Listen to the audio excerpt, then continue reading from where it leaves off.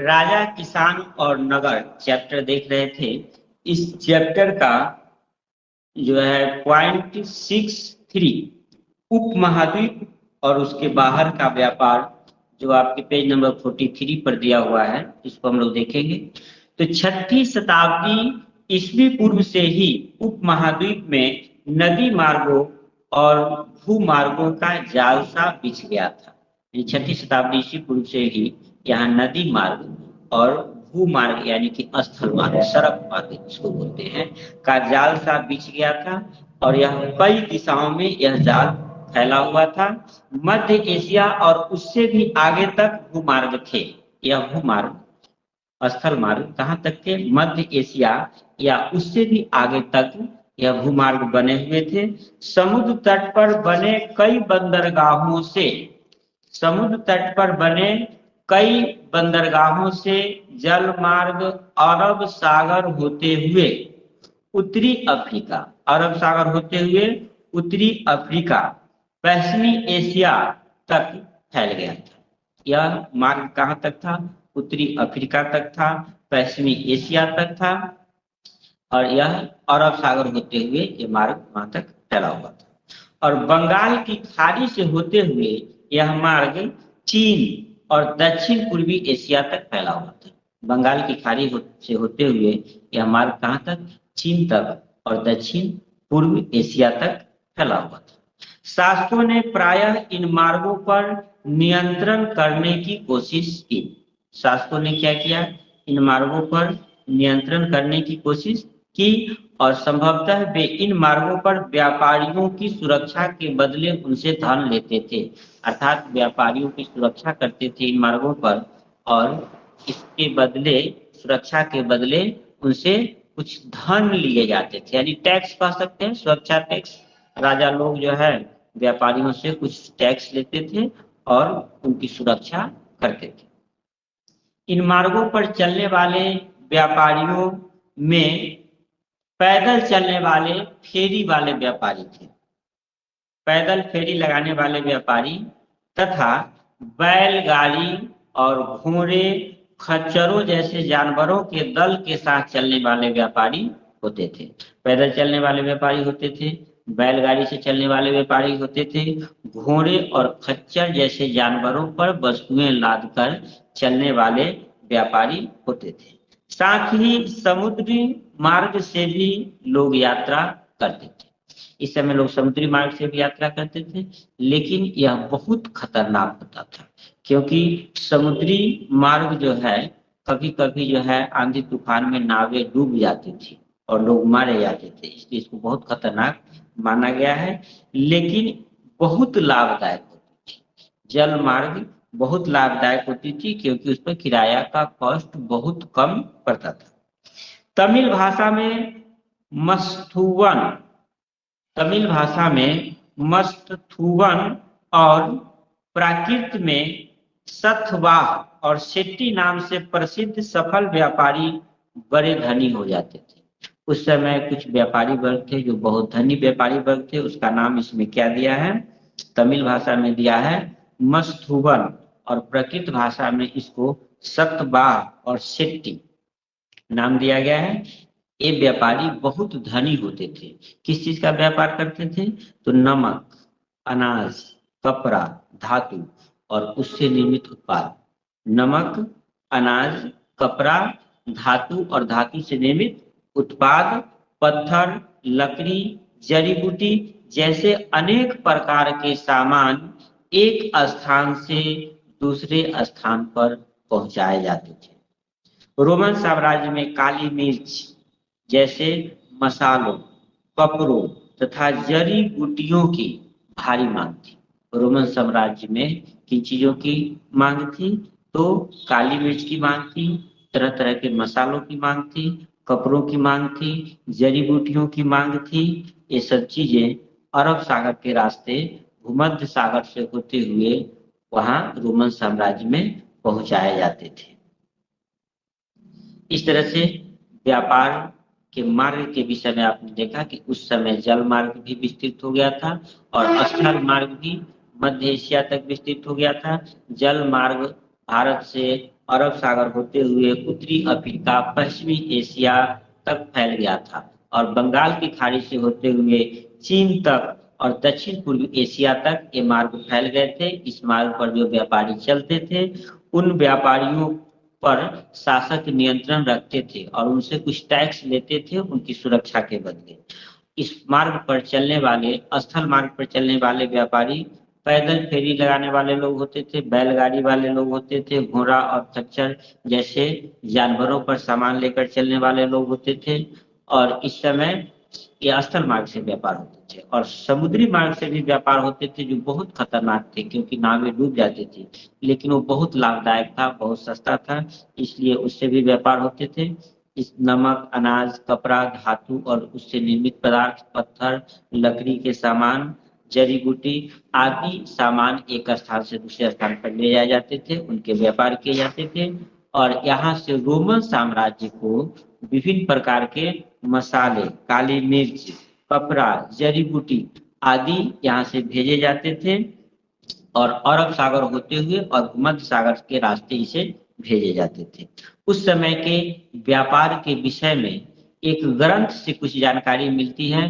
उस ग्रंथ के राइटर का नाम पता नहीं है, लेकिन वो बहुत प्रसिद्ध ग्रंथ है। उसका नाम है पेरिप्लस ऑफ एरिथ्रियन सी, जो बॉक्स बनाकर आपके पेज नंबर 44 में दिया गया है। पेरिप्लस ऑफ एरिथ्रियन सी जो है एक ग्रंथ का चर्चा है। इस बॉक्स का शीर्षक दिया गया है मालाबार तट। मालाबार तट यानी कि आधुनिक समय में जो केरल राज्य आप देखते हैं उसी को मालाबार तट के नाम से जानते हैं। तो मालाबार तट यानी आधुनिक केरल तट के विषय में जो है कुछ बातें पेरिप्लस ऑफ एरिथ्रियन सी नामक ग्रंथ में लिखा हुआ है और यह एक सब यूनानी समुद्री यात्री के द्वारा लिखा गया था, लेकिन उसका नाम नहीं मालूम है कि उसके राइटर कौन है। यह लगभग प्रथम शताब्दी ईस्वी का है। यह उस समय के वहां के व्यापार के विषय में क्या बताता है आप देखिए। इसमें बताता है कि यहाँ भारी मात्रा में काली मिर्च और दालचीनी खरीदने के लिए बाजार वाले नगरों में विदेशी व्यापारी जहाज भेजते हैं। यहाँ पर विदेशी व्यापारी लोग जहाज भेजते थे। किस लिए विदेशी व्यापारी जहाज भेजते थे? तो काली मिर्च, दालचीनी आदि खरीदने के लिए। काली मिर्च और दालचीनी दोनों मसाले हैं। इन मसालों को खरीदने के लिए विदेशी व्यापारी यहाँ पर जहाज भेजते हैं। एक तो यहाँ भारी मात्रा में सिक्कों, पुथराज, सुरमा, मूंगे, कच्चे शीशे, तांबे, टीन और शीशे का आयात किया जाता है। इस स्थान के विषय में इसमें लिखा गया है कि यहाँ पर भारी मात्रा में सिक्के पुखराज एक प्रकार का यह जो है रत्न होता है, सुरमा, मूंगे, कच्चे शीशे, तांबे, टीन और पके पकाए शीशे आदि का यहाँ पर आयात किया जाता था। इन बाजारों के आसपास भारी मात्रा में उत्पन्न काली मिर्च का निर्यात किया जाता है।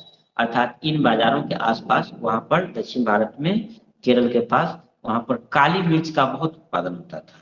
इस काली मिर्च का यहाँ से निर्यात किया जाता है, ऐसा पेरिप्लस ऑफ एरिथ्रियन सी लिख रहा है। इसके अलावा उच्च कोटि के मोतियों, हाथी दांत, रेशमी वस्त्र, विभिन्न प्रकार के पारदर्शी पत्थर। इसके अलावा कौन कौन सी चीज के और व्यापार होते थे? तो मोतियों के, हाथी दांत के, रेशमी वस्त्र और विभिन्न प्रकार के पारदर्शी पत्थरों, ऐसा पत्थर जिसको आर पार देखा जा सके, हीरे और काले नग, कछुए की खोपड़ी, इस सब का भारी मात्रा में यहाँ पर आयात किया जाता था। इस तरह से पेरिप्लस ऑफ एरिथ्रियन सी में इस समय के व्यापार के विषय में कुछ जानकारियां हमें मिलती। तमिलनाडु के कोडुमनाल में बहुमूल्य और कम मूल्यवान पत्थरों से बनाए जाने वाले मूंगों के उद्योग के पुरातात्विक साक्ष्य मिले हैं। वर्तमान समय में जब खुदाई किया गया है तो खुदाई से जो है तमिलनाडु के कोडुमनाल एक जगह है जहां से बहुमूल्य धातु के भी और कम मूल्य वाले धातु के भी जो है बनाए जाने वाले, मतलब बहुमूल्य और कम मूल्य वाले पत्थरों के बनाए हुए कुछ पदार्थ आज भी मिलते हैं, जो कि पुरातात्विक स्रोत के रूप में खुदाई से प्राप्त हुए हैं। और इससे जो है पता चलता है कि पेरिप्लस ऑफ एरिथ्रियल सी में जो पत्थरों का वर्णन किया गया है वे इन्हीं तटवर्तीय बंदरगाहों से लाए गए होंगे। इस तरह से किस प्रकार उस समय व्यापार मार्ग बन चुके थे और लगभग किन किन चीजों का व्यापार होता था, इसका एक संक्षिप्त विवरण हमें इस बुक में यहाँ पर मिला है। और इस क्लास में आप देखें कि उस समय व्यापार के मार्ग कौन कौन से होते थे। तो एक समुद्री मार्ग होते थे, दूसरा स्थल मार्ग होते थे। इन मार्गों पर व्यापार करने वाले लोग किस प्रकार व्यापार करते थे, इनसे किस कैसे टैक्स वसूला जाता था और किन चीजों का ये लोग व्यापार करते थे, ये सब चीजें हमने इस पॉइंट में देखा। अब इसके आगे हम लोग सिक्कों के विषय में देखेंगे। आपको यह मालूम होगा कि सिक्के बहुत महत्वपूर्ण चीज होते हैं व्यापार करने के लिए। इस युग में पहली बार सिक्के बने थे और सिक्का के बन जाने से व्यापार आसान हो गया था और लंबी दूरी का व्यापार और आसान हो गया था। और बहुत बड़े मात्रा में व्यापार करने के लिए सोने के सिक्के बनाए जाने लगे थे, जो बहुत कीमती होते थे। बहुत अधिक माल के लिए बिल्कुल थोड़ा सा जो है उन्हें सिक्कों का बोझ ढोना पड़ता था। इस तरह से व्यापार को बहुत बढ़ावा मिला था। तो व्यापार के लिए ये सिक्के का प्रचलन जो है यह शुरू में 6ठी शताब्दी ईस्वी पूर्व में तांबे के आहत सिक्के बनाए गए थे। 6ठी शताब्दी ईस्वी पूर्व में शुरुआत में चांदी और तांबे के आहत सिक्के बनवाए गए थे। सबसे पहले इन सिक्कों को ढाला गया था। पूरे उपमहाद्वीप में खुदाई के दौरान इस प्रकार के सिक्के मिले हैं। जहां तहां पर खुदाई की गई है पूरे उपमहाद्वीप में, तो इस प्रकार के सिक्के तांबे के और चांदी के मिले हैं। मुद्रा शास्त्रियों ने इनका और अन्य सिक्कों का अध्ययन करके इसका जो है वाणिज्यिक प्रयोग का पता लगाने का प्रयास किया है कि किस तरह से व्यापार में इसका प्रयोग किया जाता था। आहत सिक्कों पर बने प्रतीकों को उन विशेष मौर्य वंश जैसे राजवंशों के प्रतीकों से मिलाकर पहचान करने की कोशिश की गई। जो सिक्का उस समय मिला है ना, उस पर जो चित्र छपे हुए हैं उन चित्रों को मिलाकर और मौर्य वंश का पहचान करने की कोशिश की गई है। तो पता चला है कि इन सिक्कों को राजाओं ने जारी किया था। जब उन सिक्कों के प्रतीकों का अध्ययन किया जाता है तो उन प्रतीकों को देखने से पता चलता है कि इन सिक्कों को वहां के राजाओं ने शामिल मतलब जारी किया था। राजाओं ने इन सिक्कों को जारी किया था। आहत सिक्कों पर बने प्रतीकों को उन विशेष मौर्य वंश जैसे राजवंशों के प्रतीक से मिलान करने के बाद पता चला है कि उसे इन राजाओं ने जारी किया था। यह भी संभव है कि कुछ व्यापारियों के द्वारा, कुछ धनपतियों यानी अमीर लोगों के द्वारा, कुछ नागरिकों के द्वारा भी इस प्रकार के कुछ सिक्के जारी किए गए हों। ऐसी संभावना बनती है कि उस समय के जो व्यापारी थे या अमीर लोग थे या नागरिक थे, उनके द्वारा भी कुछ सिक्के जारी किए गए हो, ऐसी संभावना बनती है। शासकों की प्रतिमा और नाम के साथ सबसे पहले सिक्के हिंद यूनानी शासकों ने जारी किए। वैसा सिक्का जिस पर शासक का नाम लिखा हो, शासक का चित्र छपा हो, ऐसा सिक्का सर्वप्रथम हिंद यूनानी शासकों ने जारी किया था। शासकों की प्रतिमा के साथ अर्थात चित्र के साथ, शासकों के नाम के साथ सबसे पहले सिक्के हिंद यूनानी शासकों ने जारी किए थे, जिन्हें 2वीं शताब्दी ईस्वी पूर्व में जो है जारी किया गया था। अर्थात 2वीं शताब्दी ईस्वी पूर्व में हिंद यूनानी शासकों का शासन यहाँ पर उपमहाद्वीप के क्षेत्रों में स्थापित हुआ था और उन्होंने शासक के नाम के साथ जो है और उनके चित्र के साथ पहली बार सिक्के जारी किए थे। यानी उसके पहले के सिक्के में शासक के नाम और चित्र नहीं थे। और सोने के सिक्के सबसे पहले प्रथम शताब्दी ईस्वी में कुषाण राजाओं ने जारी किया। सोना का सिक्का सबसे पहले किसने जारी किया? कुषाण राजाओं ने जारी किया। और कब जारी किया? पहली शताब्दी यानी प्रथम शताब्दी ईस्वी पूर्व में, प्रथम शताब्दी ईस्वी में कुषाण राजाओं के द्वारा सर्वप्रथम सोने के सिक्के जारी किए गए। इनके आकार और वजन रोमन सम्राट के सिक्के के बराबर है। यानी कि रोमन साम्राज्य में जैसे सिक्के जारी किए गए थे उसी के आकार का और उसी के वजन का सिक्का यहाँ पर कुषाण राजाओं ने भी जारी किए थे। यह सोचने की बात है कि कुषाण राजाओं ने यदि सोने के सिक्के जारी किए तो उसका वजन रोमन साम्राज्य के सिक्के के बराबर ही होते थे, उसके आकार भी रोमन साम्राज्य के सिक्के के बराबर ही थे। ऐसा क्यों था? ईरान के सिक्के भी इसी तरह से बने हुए थे जिसका आकार और वजन रोमन सिक्के के जैसे थे, और यहाँ पर जो कुषाण राजाओं ने जारी किया वह भी उसी वजन के और उसी आकार के सोने के सिक्के जारी किए। इसके पीछे कारण यह रहा होगा कि ये लोग आपस में व्यापार करते रहे होंगे और सिक्कों का मूल्य समान रखने के लिए इन्होंने उसी आकार और वजन के सोने के सिक्के बनाए थे। तो सोने के सिक्कों के इस समय व्यापक प्रयोग किए जाते थे ऐसा संकेत मिलता है, और बहुमूल्य धातु और भारी मात्रा में वस्तुओं को बेचने और खरीदने के लिए इन सिक्कों का प्रयोग किया जाता रहा होगा। इसके अलावा दक्षिण भारत के अनेक पुरा स्थलों से बड़ी मात्रा में रोमन सिक्के मिले। दक्षिण भारत में अनेक पुरा स्थलों से, यानी कि जहाँ खुदाई हुआ है प्राचीन स्थल पर, वहां से रोमन सिक्के मिले।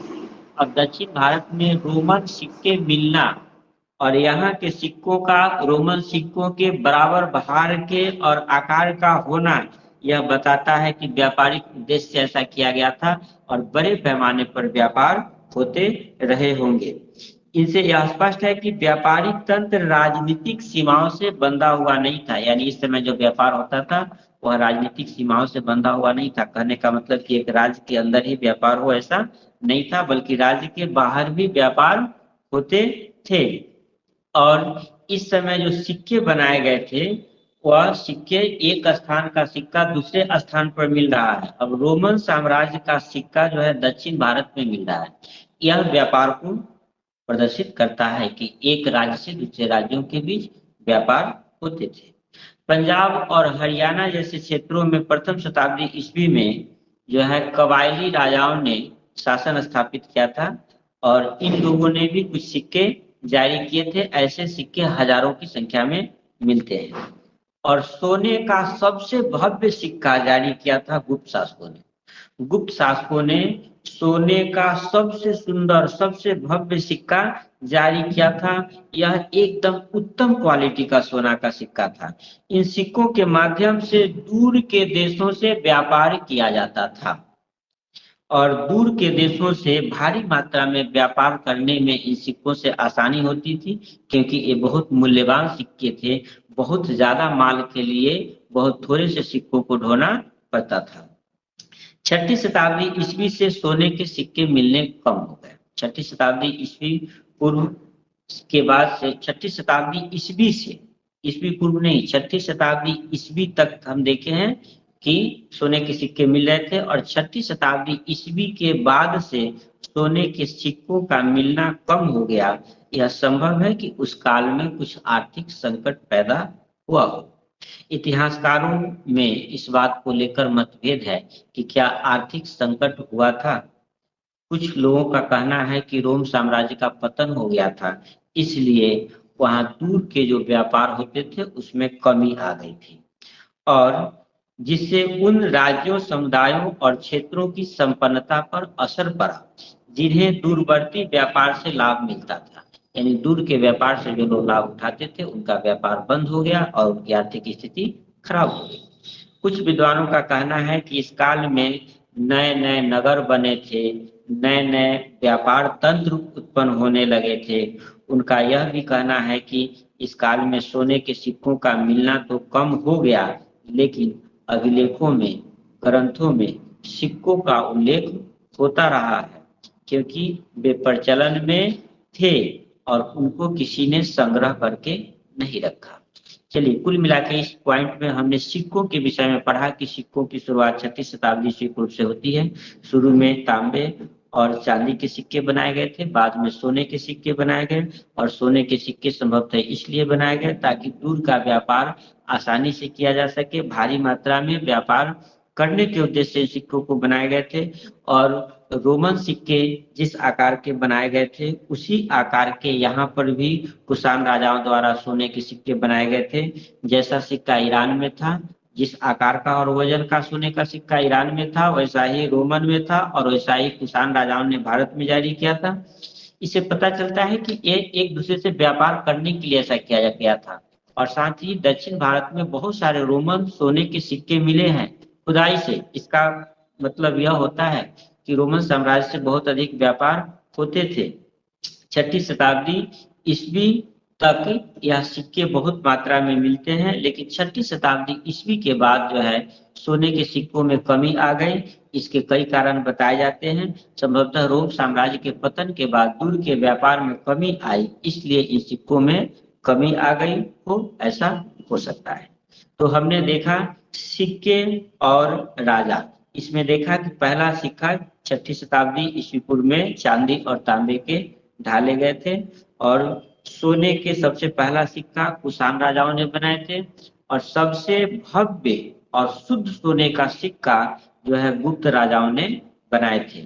और यह भी हमने देखा कि विदेशी अर्थात रोमन साम्राज्य के सिक्के दक्षिण भारत में मिले हैं। यह इस बात को प्रदर्शित करते हैं कि व्यापार होते थे। साथ ही हमने पेरिप्लस ऑफ एरिथ्रियन सी का चर्चा सुना है, पढ़ा है, जिससे कि यह पता चलता है यहाँ से भारी मात्रा में मसालों का निर्यात रोम क्षेत्रों में किया जाता था, और रोम से सोने के सिक्के यहाँ पर बहुत अधिक मात्रा में आते थे। इस तरह से आज के क्लास को मैं यहीं पर समाप्त करूंगा।